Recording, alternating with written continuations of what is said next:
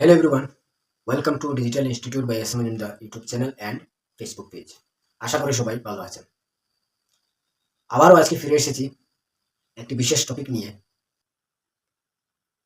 আজকের ভিডিওটি খুবই গুরুত্বপূর্ণ আমার প্রিয় ছাত্রছাত্রীদের প্রতি, যে কিভাবে কঠিন ম্যাথসগুলো সমাধান করতে হয় সেই বিষয়ে।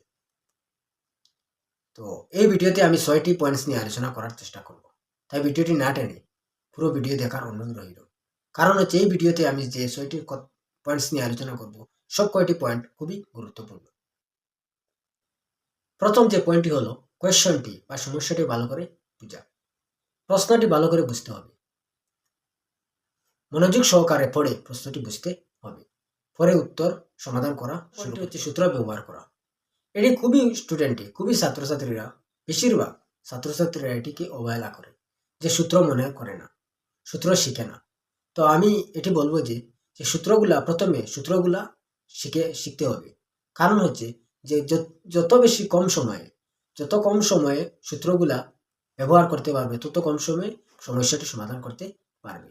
তাই অবহেলা না করে সূত্রগুলা শিখতে হবে। যে পয়েন্টটি হলো সেটি হলো ধাপে ধাপে সমাধান করা, স্টেপ বাই স্টেপ সমাধান করতে হবে।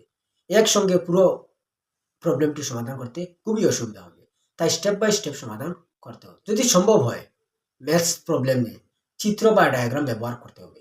চিত্র বা ডায়াগ্রাম ব্যবহার করলে ম্যাথসের সমস্যা সমাধান করতে অনেক সহজ হয়ে যায়। তাই যদি সম্ভব হয় তাহলে চিত্র বা ডায়াগ্রাম ব্যবহার করে সমাধান করতে। পরের যে পয়েন্টটি হলো সেটি খুবই গুরুত্বপূর্ণ, প্রতিদিন নিয়মিত অনুশীলন করা। এটা হচ্ছে যে প্র্যাকটিস করা, বেশি বেশি করে অভ্যাস করা, প্র্যাকটিস করা। যত বেশি প্র্যাকটিস করবে তত বেশি ম্যাথসের মধ্যে অনেক এগিয়ে যাবে। কারণ হচ্ছে যে যত বেশি প্র্যাকটিস তত বেশি ম্যাথস পারা যায়। প্র্যাকটিস করতে হবে, যত বেশি প্র্যাকটিস করবে তত ম্যাথস সহজ হবে। অন্যথায় যত কম প্র্যাকটিস করবে তত ম্যাথস সাবজেক্টটি কঠিন হয়ে দাঁড়াবে। এটা যে বেশিরভাগ ছাত্রছাত্রীরা মনে করে যে ম্যাথস খুবই কঠিন, সেটা নয়, ম্যাথস খুবই সহজ। যদি বেশি বেশি করে প্র্যাকটিস করেন তাহলে ম্যাথস সাবজেক্টটি অনেক সহজ হয়ে যায়। তাই আমি এটি বলবো যে ম্যাথসগুলো বেশি বেশি করে প্র্যাকটিস করার পারবে না।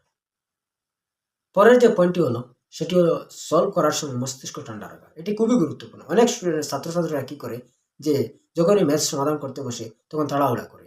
এটা খুবই খারাপ, যে যখনই ম্যাথস সমাধান করতে বসবে তখন মস্তিষ্কটা ঠান্ডা রাখতে হবে। আস্তে আস্তে ধীরে ধীরে ম্যাথসকে সমাধান করতে হবে।